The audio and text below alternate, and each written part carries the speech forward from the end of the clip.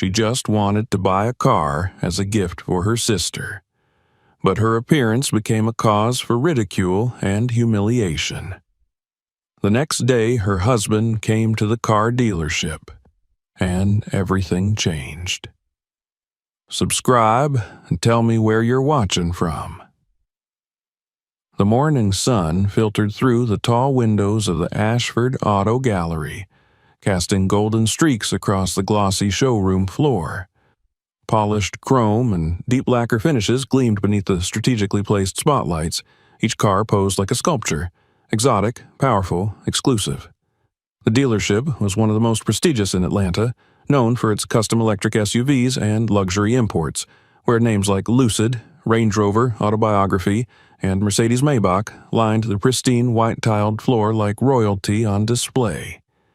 The showroom exuded wealth and exclusivity, and the staff moved with the quiet confidence of those who understood they weren't selling transportation, they were selling status. Rassel Jennings adjusted the cuff of his tailored navy blazer as he walked along the row of gleaming vehicles, nodding in approval at the reflection of his own figure on the side of a new electric Cayenne Turbo GT. The showroom wasn't open to just anyone. This was a curated space, and Rassel liked it that way. He prided himself on being able to size up customers the moment they walked through the door. It wasn't just about intuition, it was experience, he told himself. Years of knowing who could and couldn't afford the sticker price before a word was spoken. He had a method. He'd watch their shoes first. Real leather was easy to spot. The walk. Did they move like they owned space, or like they were borrowing it? Then the wrist. Nothing said money like a timepiece that whispered, not shouted. Rolex, Patek, even the subtle elegance of a Grand Seiko. But if a customer walked in wearing sneakers with peeling soles and a hoodie, fantasy browsers, time wasters, dreamers. So when the glass doors slid open and a tall black woman stepped inside wearing worn Nikes, gray leggings, and an oversized beige hoodie, Rassel barely twitched. She looked around briefly, her hand resting instinctively on the small of her back, where her body curved outward with the unmistakable roundness of pregnancy. Her face was calm, eyes alert, focused. Not timid, but certainly not the profile of someone about to drop 6 figures on a high-performance electric SUV. Rassel glanced at his smartwatch. He had a 1 p.m. appointment with a real client, some tech startup guy looking for a fleet. No time to humor a browser. Still, professionalism had its protocols. He approached, wearing the polished smile he reserved for people he didn't plan to spend much time with. "Welcome to Ashford Auto Gallery," he said smoothly. "Is there something I can help you find today?" The woman returned his smile, though hers was softer, almost absent-minded. "Yes," she said, "I'm looking for an electric SUV. I saw one online, the Lucent Valkyrie, midnight silver. You had it listed as just delivered." Rassel blinked, and for a moment the name of the car forced a pause. The Lucent Valkyrie was one of the newest models, starting at just under $160,000. Fully customizable and already on a 6-month wait list in most of the country. This was no casual family crossover. This was a statement car. "Yes," he said, drawing out the word, "that model is certainly impressive. You said you saw it online?" She nodded. "I'd like to see it in person if possible." He hesitated, glancing toward the far side of the showroom where the Valkyrie was displayed on a rotating platform under cool blue lighting. Its lines were sleek and sculpted, the color shimmering faintly between deep silver and slate, depending on the light.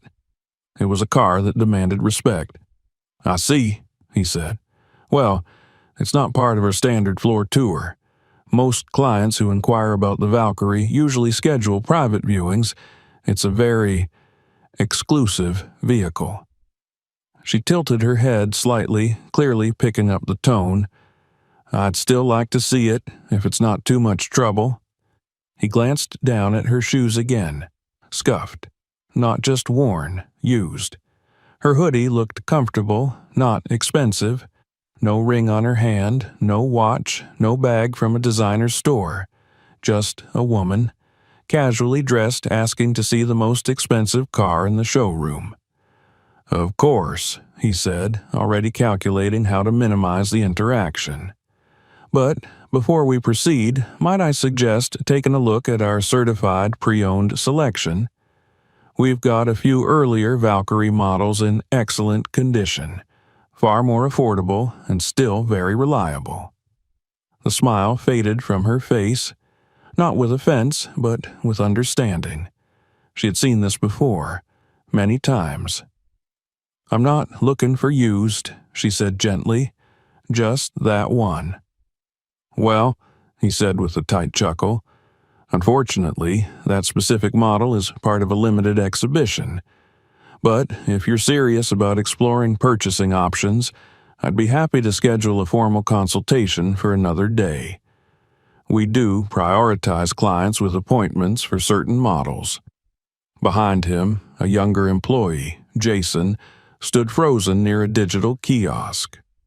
He had watched the exchange from a distance, uncertain whether to intervene. Jason had only been working at Ashford for 6 months, but already understood the unspoken culture.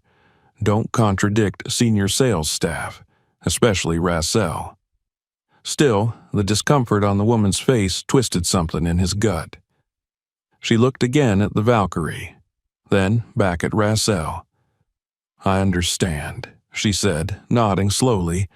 Her voice was even, but something in her eyes dimmed. Just a little. "Thank you." She turned and began walking toward the exit. Jason stepped forward, a hesitant movement he aborted halfway. She didn't look back. When the doors closed behind her, the silence in the room thickened for a second. Rassel exhaled through his nose and shook his head. "They watch a few videos online and think they're ready for the real thing," he muttered to no one in particular. He turned to Jason. "If you're done gawking, we've got actual clients coming in. Prep the Valkyrie bay." Jason didn't answer. He just nodded, his face tight. Outside, the woman stepped into the sunlight, pausing on the steps just long enough to draw in a slow breath. She rested her hand again on her lower back. A moment passed, then another. Then she reached into her hoodie pocket and pulled out her phone. She tapped the screen, made a call. The voice on the other end answered almost instantly. "Hey," she said. "Yeah, I'm fine. Just ran into a bit of predictable treatment at the dealership." She listened, then smiled slightly. "No, don't be angry. Honestly, it was almost educational." She looked back at the gleaming glass facade behind her, where a car she was more than capable of purchasing sat behind velvet ropes, guarded not by walls but by assumptions. "I think we should go with Plan B."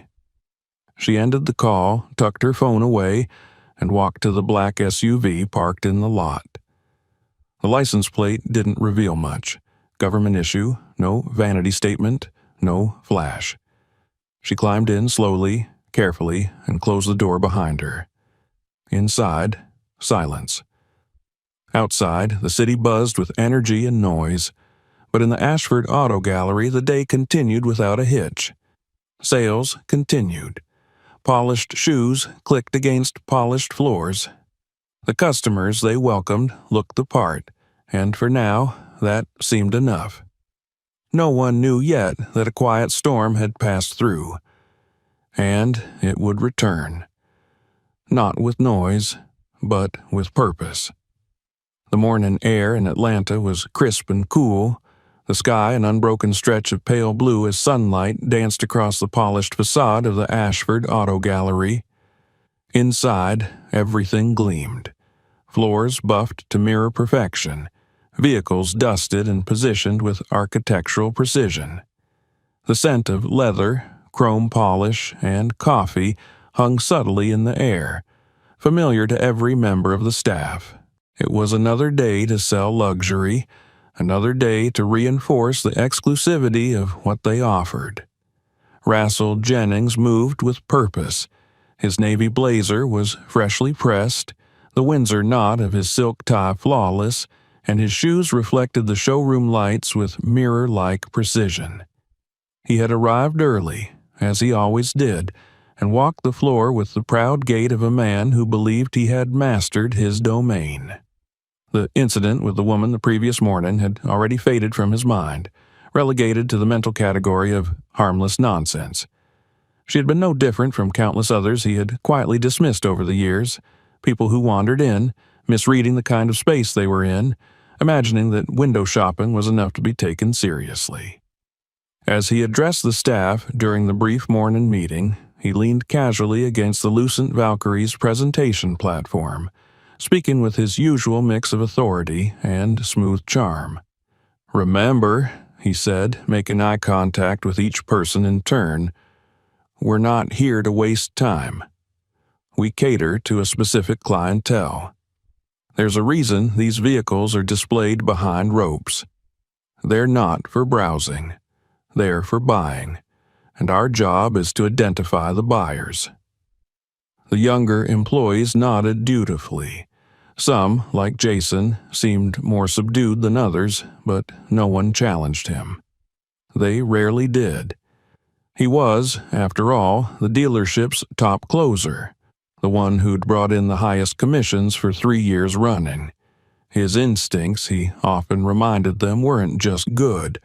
They were exceptional. The meeting dispersed and staff returned to their stations. Rassel took a moment to check his schedule.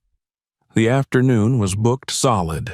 At 1 p.m., a startup executive and his CFO were arriving to discuss a potential fleet deal. 5 vehicles minimum. Rassel had spent days preparing for that one. Everything else was background noise. Then, at exactly 10:18 a.m., something caught his eye through the wide front windows. A vehicle pulled up to the dealership's private valet circle. Not just any car, but a long, sleek black SUV with a gleaming finish and diplomatic tags. The doors were tinted, the wheels custom. The air around it seemed to still. The engine shut off. A uniformed chauffeur stepped out, adjusting his gloves with precise, practiced movements. He walked to the rear door and opened it with the kind of ceremony reserved for heads of state. From the back emerged a tall man, stately in presence, dressed in a charcoal gray suit that fit him like it had been cut by hand in Milan. His shoes shone, not from polish, but from quality. His tie was a dark blue silk, understated. His skin was a smooth, deep brown, his hair close-cropped and peppered with silver at the temples. He walked with unhurried confidence, surveying the dealership not like a customer, but like someone arriving to inspect his investment. Rassel was already moving to intercept, senses sharpened. He didn't recognize the man, but he didn't need to. Everything about him radiated wealth, the quiet kind, the kind that didn't need to be announced. His instincts flared in a different direction now. This man was a golden prospect. "Good morning, sir," Rassel said as he approached, offering his most polished smile. "Welcome to Ashford Auto Gallery. Rassel Jennings, sales manager. It's an honor to have you with us." The man regarded him with an unreadable expression before returning the greeting with a firm handshake. "Dr. Elijah Weston," he said simply. Rassel's mind scrambled. The name sounded familiar, though he couldn't place it immediately. Still, he smiled wider, gesturing toward the showroom with a flourish. "It's a pleasure, Dr. Weston. We'd be delighted to show you around. Are you looking for something in particular today? Perhaps our newest Valkyrie?" Elijah Weston didn't follow the gesture. He stood firm, hands in his coat pockets. "I'm here about a specific vehicle," he said. "The Lucent Valkyrie in midnight silver." "Excellent choice," Rassel said at once, already turning slightly to lead the way. "She's a beauty. Would you like to step over and—" "My wife was here yesterday," Dr. Weston said, his voice quiet even. Rassel stopped mid-step. He turned back, his smile tightening. "Oh? I'm not sure I recall. She asked to see the Valkyrie. You refused." There was no heat in the words, no raised voice, but each syllable landed with the weight of finality. Rassel's confidence stuttered. He forced a small laugh, uncertain. Well, we have quite a few guests. Sometimes people just browsing." She was wearing a beige hoodie. Sneakers, pregnant. The color drained slightly from Rassel's face. He did remember her. He had dismissed her. Gently, of course, professionally, but unmistakably. "I believe I may have spoken with her briefly," he said, fumbling for neutrality. "I didn't realize—" "She didn't need you to realize anything," Elijah interrupted. "She came here with the intention of purchasing that vehicle, in full, yesterday." Rassel tried to steady himself. "Dr. Weston, I'm very sorry for any misunderstanding. If I gave your wife the impression—" "You didn't give her an impression. You gave her a verdict." At that moment, the dealership's owner, Alan Grant, emerged from his upstairs office. He'd seen the arrival of the diplomatic SUV and had been watching from the balcony. Now, sensing trouble, he descended quickly, adjusting his blazer as he approached. "Good morning, gentlemen," he said smoothly. "I hope everything is all right. I'm Alan Grant, owner of Ashford Auto Gallery." Dr. Weston nodded once. "Mr. Grant, I was just informing your sales manager that my wife visited yesterday. She was not offered the courtesy or professionalism this establishment claims to uphold."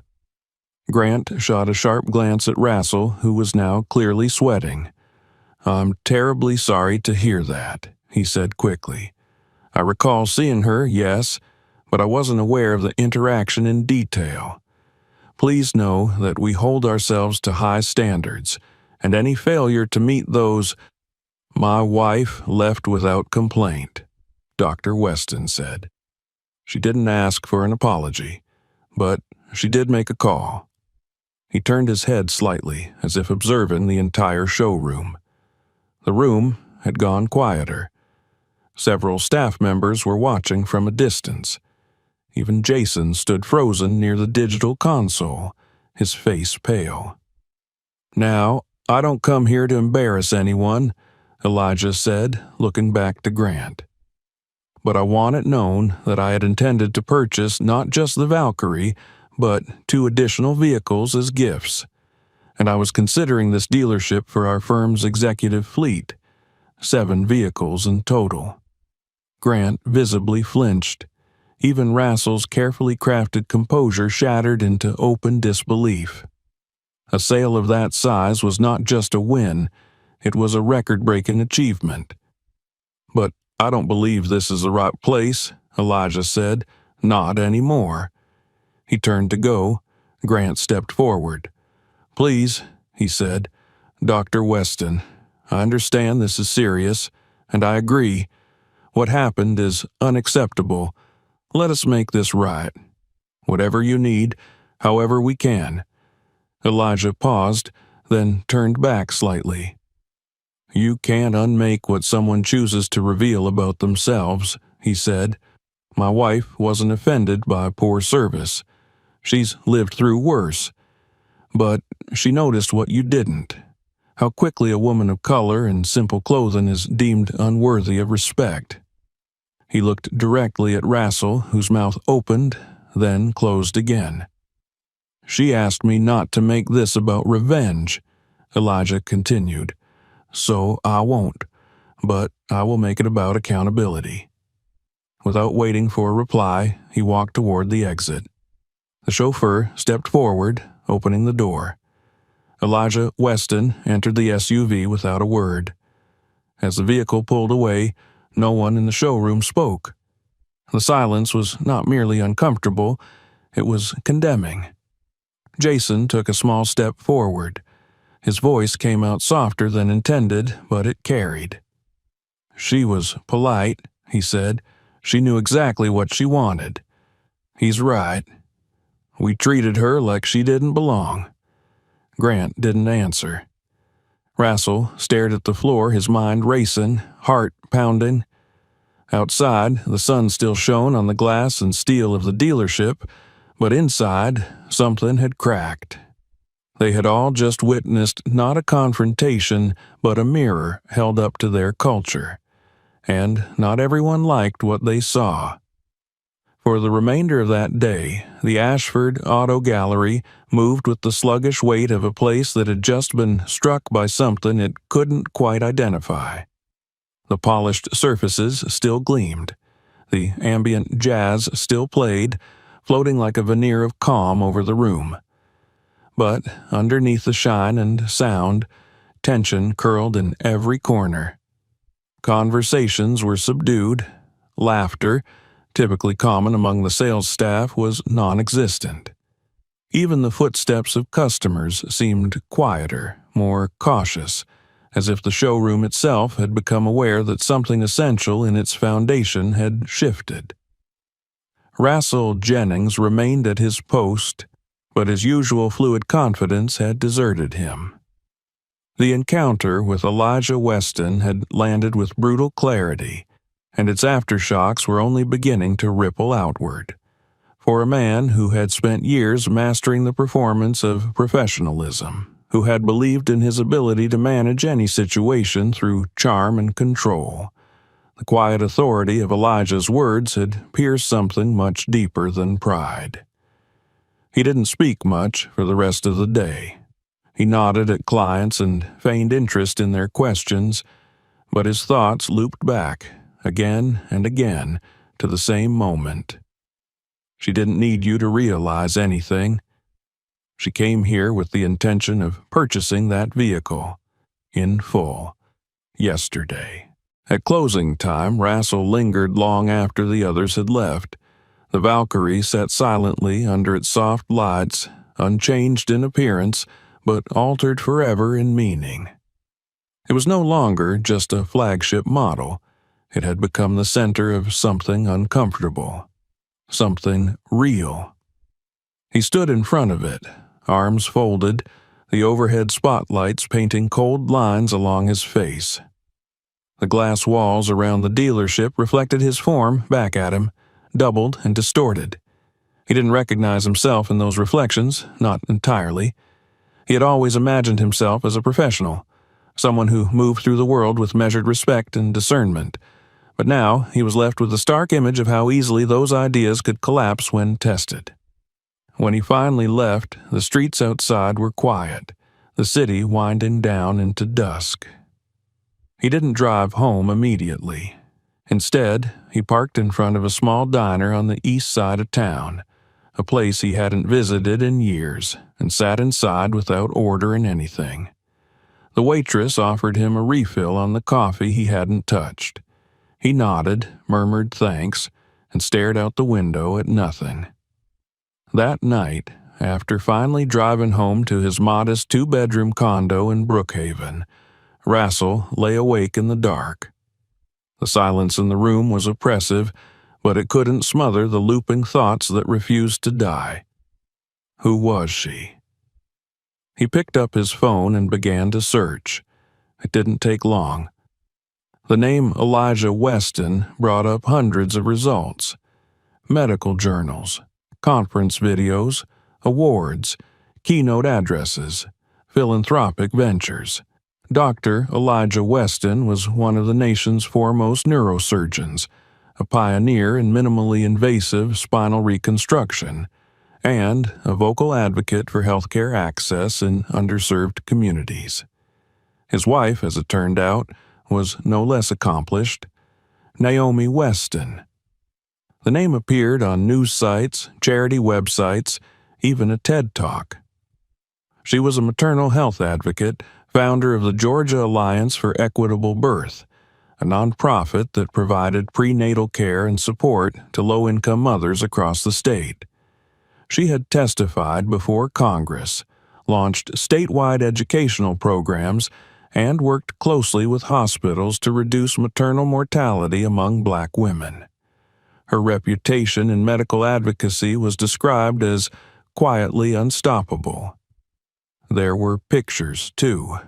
Images of her in hospital wards, helping new mothers, smiling with volunteers at blood drives, speaking at conferences, standing behind podiums with conviction in her eyes. But more striking than the photos were the captions, the tone of the coverage. She wasn't presented as someone who sought attention or headlines. She worked quietly, constantly, with a kind of grounded dignity that made Russell feel, in that moment, immeasurably small.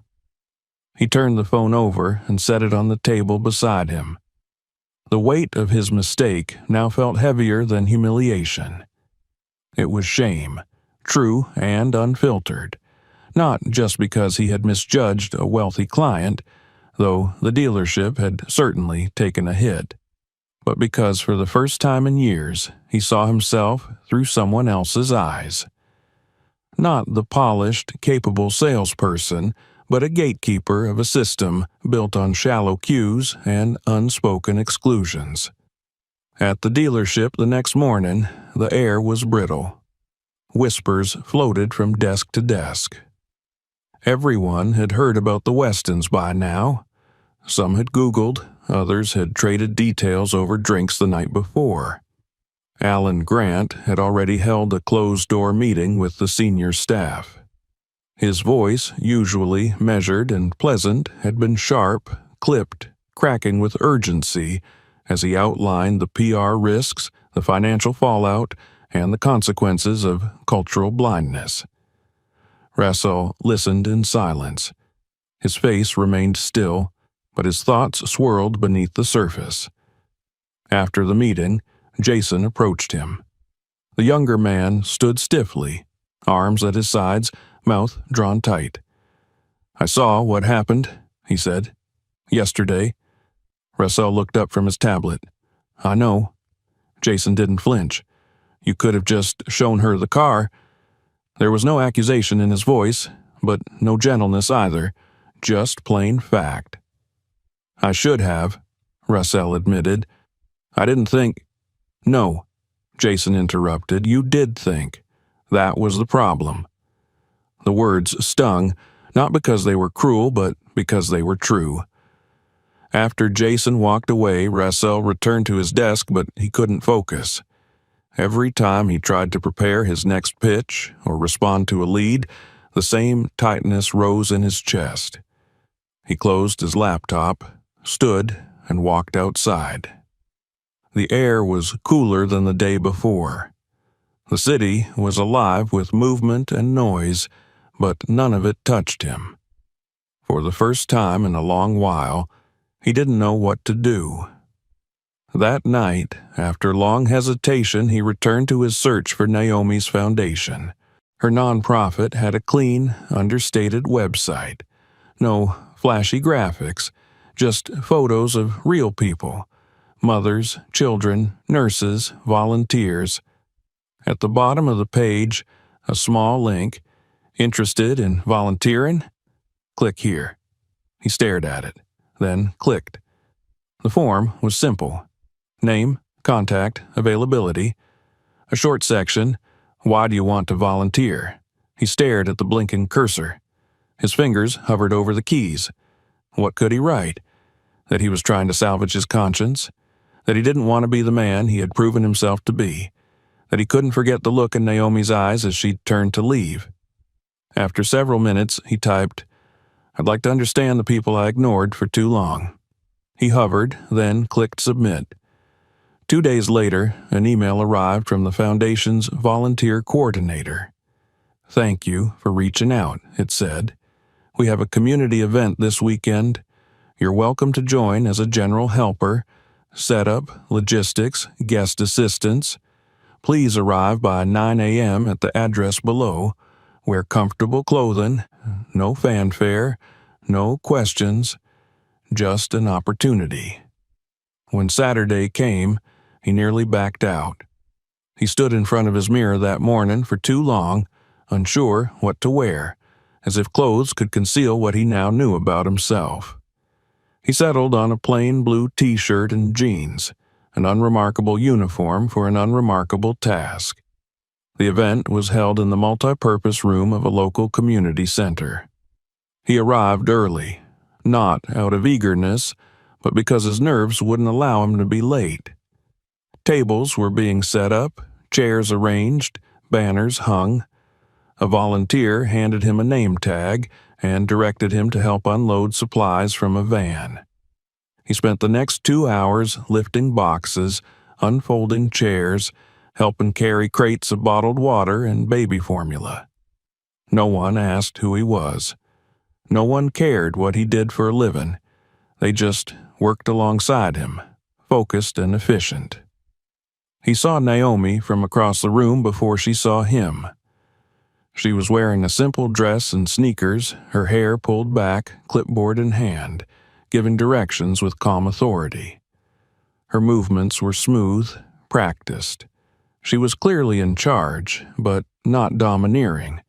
People listened to her because they respected her, not because she demanded it.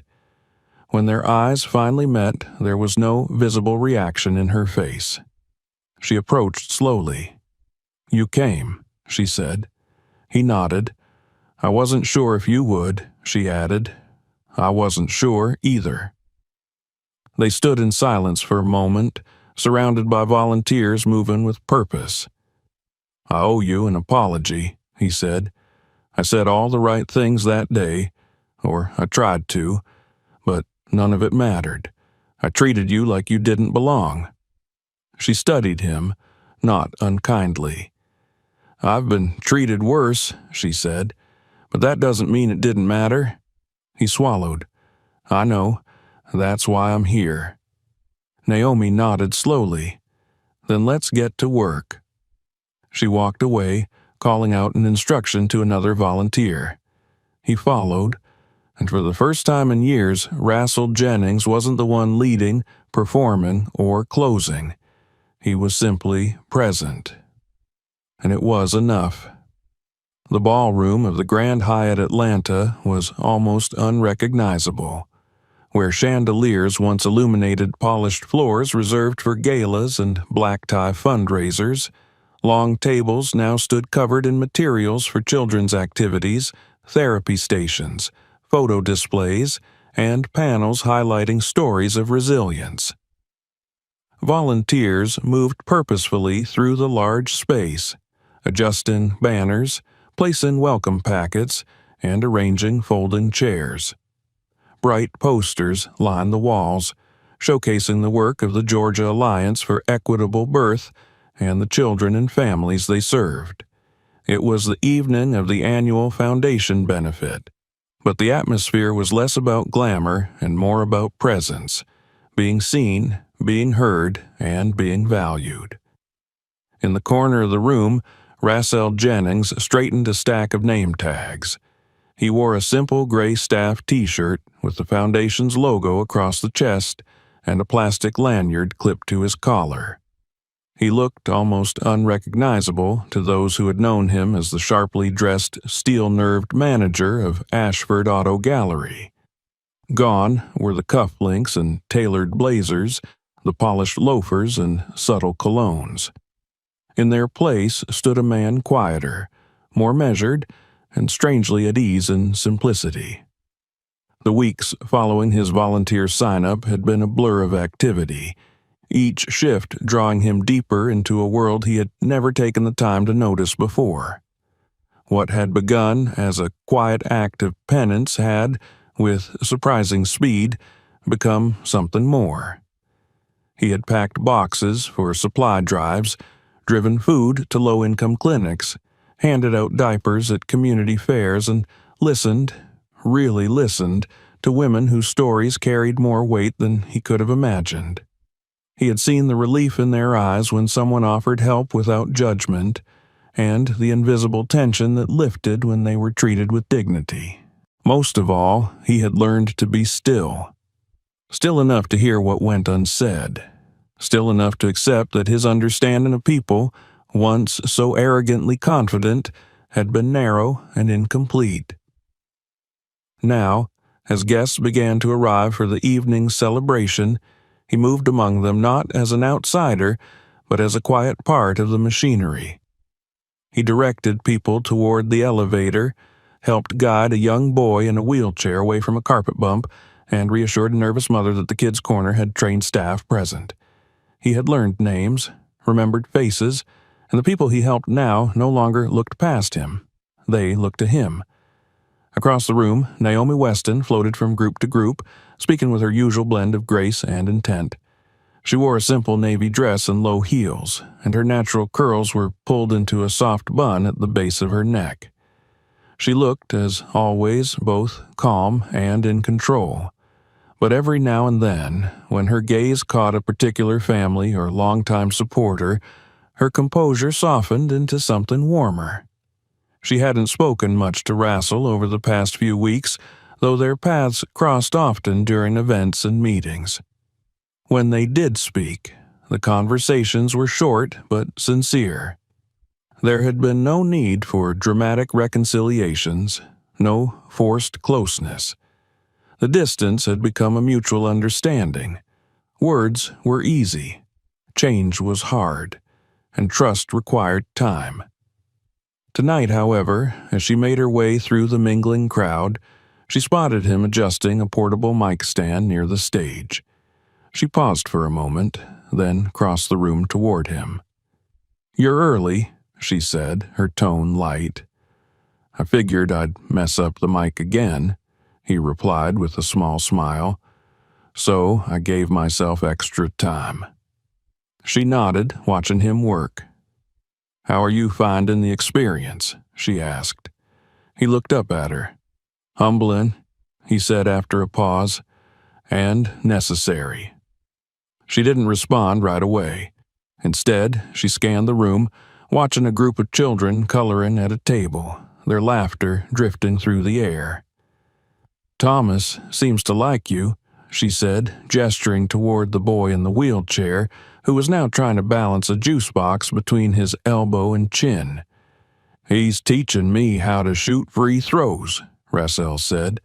"Apparently, I'm hopeless." A real smile flickered across her lips. "He's honest, at least."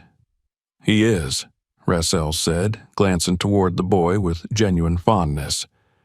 "And he trusts people fast, but only when they've earned it." Naomi turned her gaze back to him, more serious now. "You know, I've heard a lot of apologies in my life, some genuine, some performative. But what matters isn't the apology, it's what people do afterward." He nodded slowly. "I know, and I'm not trying to prove anything, I just couldn't go back to pretending." She studied him. There was no self-pity in his voice, no need for reassurance, just truth. "Good," she said, "because this work isn't about making anyone feel better. It's about making things better." As she turned to go, another voice joined the room, deep and warm, unmistakable. "There you are." Dr. Elijah Weston entered the ballroom with a grace that matched his wife's, dressed in a dark gray suit and a subtle blue tie. He made his way over, placing a gentle hand on Naomi's shoulder before glancing at Rassel. "Jennings," he said with a slight nod, "I hear you've become something of a fixture here." Rassel straightened instinctively, but met the man's gaze evenly. "I've been doing what I can." Elijah's expression remained unreadable for a moment, then softened. "I've seen it," he said, "and so has Naomi." Rassel exhaled, the tension in his chest loosening. "I'm grateful," he said quietly.